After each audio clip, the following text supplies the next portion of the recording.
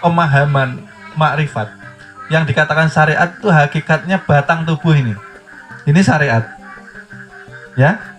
Kenapa dikatakan batang tubuh ini syariat? Karena disinilah Tuhan ingin menampakkan dirinya ya, melalui af'alnya Allah. Artinya apa? Yang bisa melihat sholat itu karena bergeraknya jasma ya, batang tuh. Lah, batang tubuh ini yang menggerakkan siapa? Yang menggerakkan ialah yang dikatakan hayat. Hayat menjadi ruh. Ingin dikenal maka dia keluar masuk dikatakan napas. Ketika napas naik tarki, Tuhan mengatakan inilah wujudku. Ketika keluar, Tuhan menyatakan inilah zatku.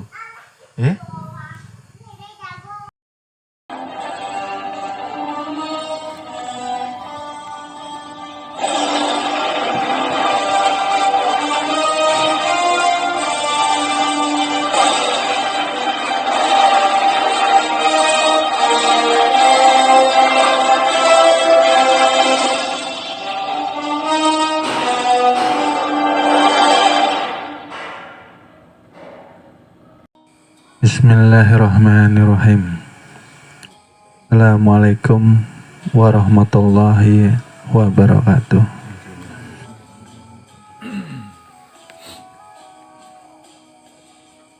Sebelum kami mulai, kami mengucapkan banyak-banyak terima kasih atas kehadirannya kepada Bapak Ibu, adik-adik yang dirahmati Allah Subhanahu wa Ta'ala.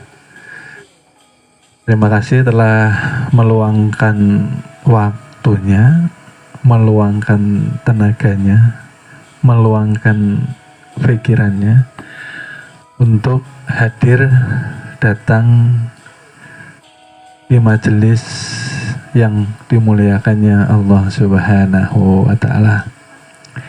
Mudah-mudahan kita semua selalu dilimpahi keberkahan dari Allah Subhanahu wa Ta'ala. Tak lupa selalu kita panjatkan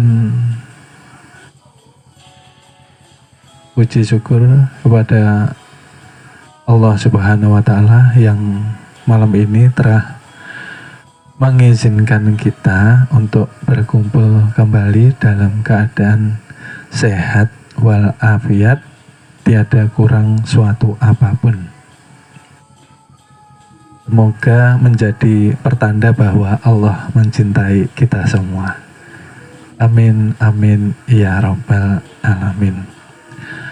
Sholawat dan salam selalu kita curahkan kepada junjungan Nabi besar, Nabi yang paling kita cintai dan yang paling kita rindukan, ialah kekasihnya Allah Subhanahu wa Ta'ala, Nabi Muhammad sallallahu alaihi wasallam. Assalamualaikum ya Rasulullah, assalamualaikum ya Nabiullah, assalamualaikum ya Habibullah, assalamualaikum ya Aminullah, assalamualaikum ya Syafatullah. Assalamualaikum ya Abul Qasim, assalamualaikum ya Imam al-Mu'minin wal Mu'minat wal Muslimin wal Muslimat. Allahumma sholli ala Sayyidina wa Maulana Muhammadin Nabi Ummi ahadi bil ali al-qadri azmi zahi wa ala alihi wa sahbihi wa sallim taslima. Allahumma sholli ala Sayyidina wa Maulana Muhammadin Nabi Ummi ahadi bil ali al-qadri azmi zahi wa ala alihi wa sahbihi wa sallim taslima. Allahumma sholli ala Sayyidina wa Maulana Muhammadin Nabil Ummi ahadi bi ali al-qadri azimi zahi wa ala alihi wa sahbihi wa salim taslima. Sallallahu ala Muhammad nurun ala nurin wa huwa rabbul arsil azim. Sallallahu ala Muhammad nurun ala nurin wa huwa rabbul arsil azim. Sallallahu ala Muhammad nurun ala nurin wa huwa rabbul arsil azim. Terima kasih kami sampaikan kepada para jemaah. Sebelum kita mulai, ingin kami sampaikan bahwa di sini kita belajar bersama, ya. Bahwa saya pun juga masih belajar. Tidak pernah mengaku menjadi seorang yang alim, tidak pernah mengaku sebagai seorang guru. Karena kita semua tahu di sini bahwa hakikat guru kita yang mempunyai kealiman, dialah yang tiada tersentuh kematian. Dialah junjungan Nabi besar kita, Nabi Muhammad Sallallahu Alaihi Wasallam. Itulah hakikat guru, penuntun rohani kita yang menyampaikan kita kepada Zat yang Maha Suci. Karena tanpa junjungan Nabi besar kita, mustahil kita sampai kepada Tuhan semesta alam yang mempunyai nama kebesaran Allah Subhanahu wa Ta'ala. Jadi di sini kita belajar bersama, duduk bersama. Saya pun juga masih belajar. Baik ya. Masih dalam suasana di bulan suci Ramadan. Alhamdulillah masih lancar ya puasanya. Masih lancar, alhamdulillah. Yang bapak-bapaknya lancar, ibunya kan biasa ya. Ketika mendapatkan tamu jadi istirahat. Alhamdulillah kalau masih lancar semua puasanya. Bagaimana selama menjalankan puasa Ramadan yang sudah kita lalui? Sudah terasa efek daripada yang kita jalankan puasa itu? Efeknya apa kira-kira untuk kita yang kita rasakan selama ini? Ayo. Terasa efeknya seperti apa? Apakah sudah naik level atau tingkatan ketakwaan kita kepada Allah Subhanahu wa Ta'ala? Insya Allah, alhamdulillah. Itu yang pertama. Yang kedua, apakah sudah naik level ketaatan kita untuk menjalankan semua perintah dan larangan dari Allah Subhanahu wa Ta'ala? Bagaimana? Apa sudah ada peningkatan nih?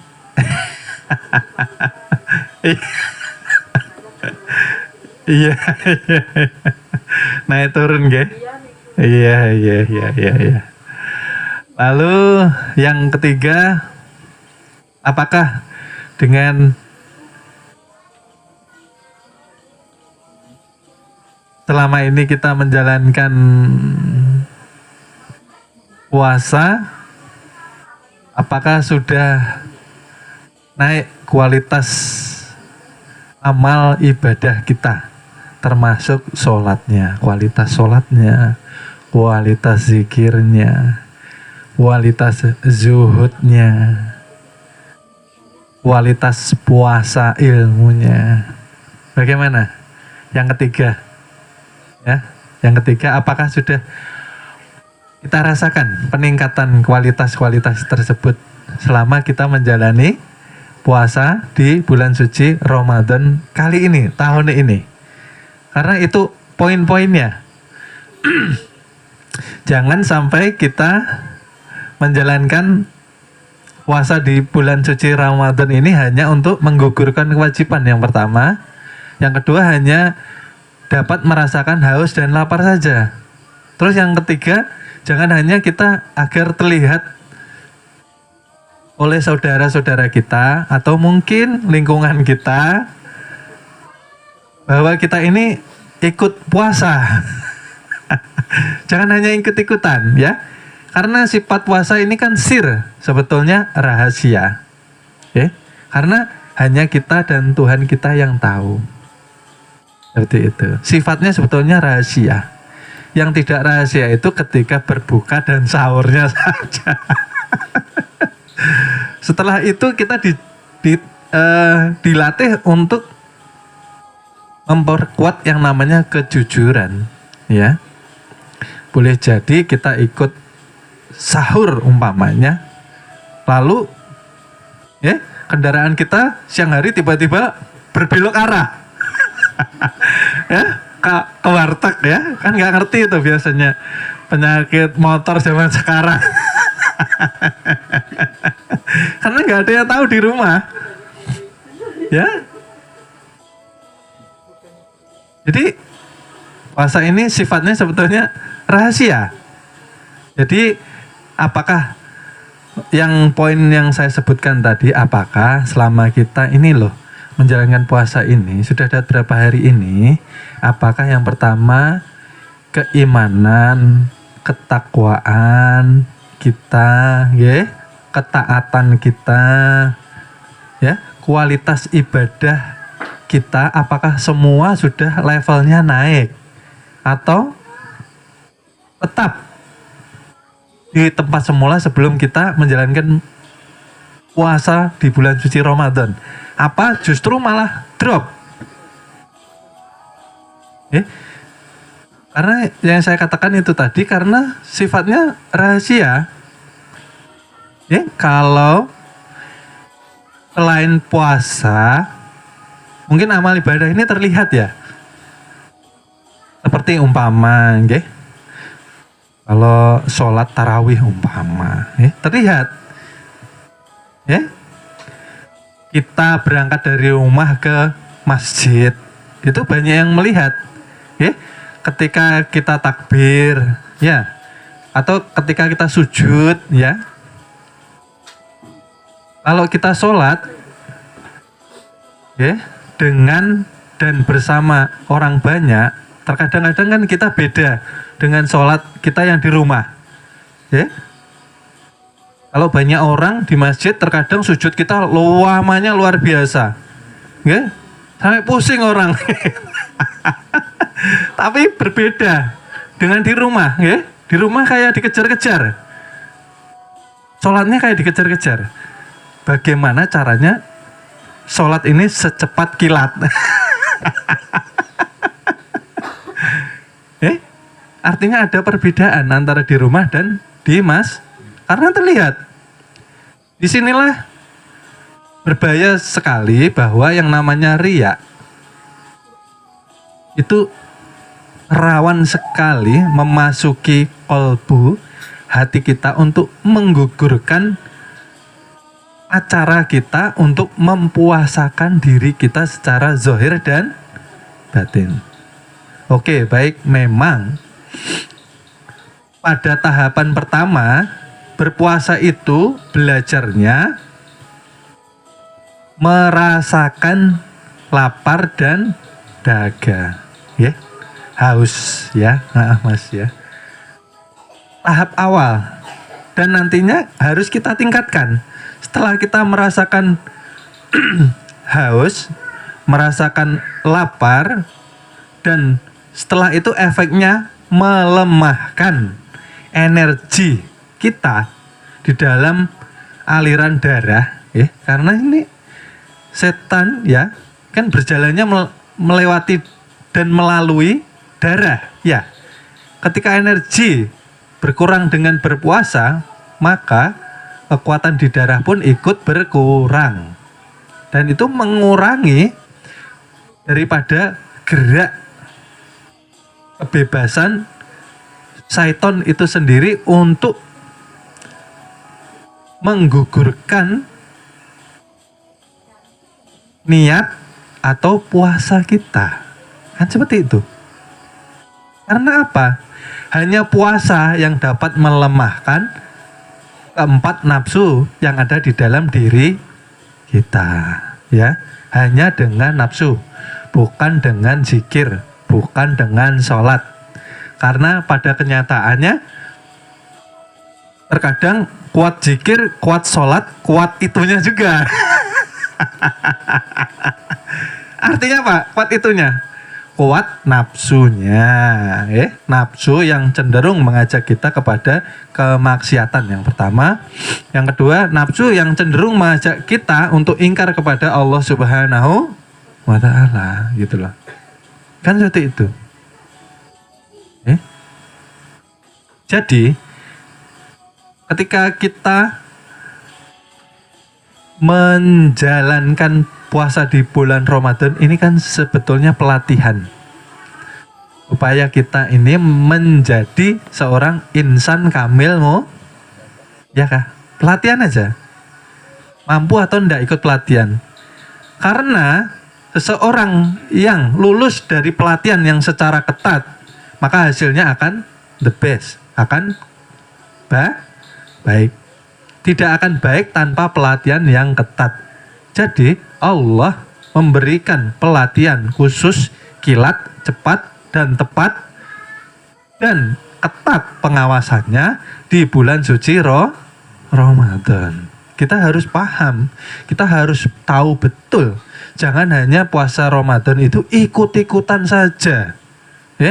Orang puasa ikut puasa. Mohon maaf, akan kami lanjut ke episode berikutnya. Terima kasih.